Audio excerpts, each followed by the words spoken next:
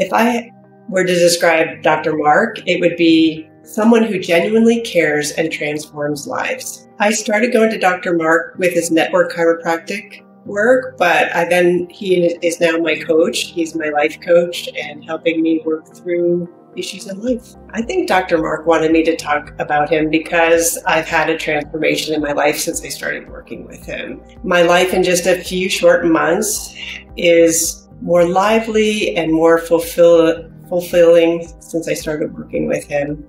He is just a wonderful encourager.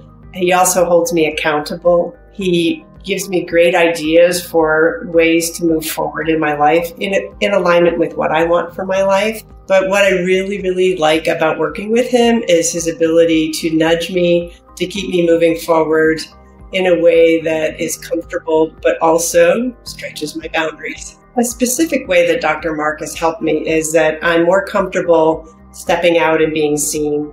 For many years, 32 years working with the Central Intelligence Agency, I was undercover and I never wanted to be seen or heard.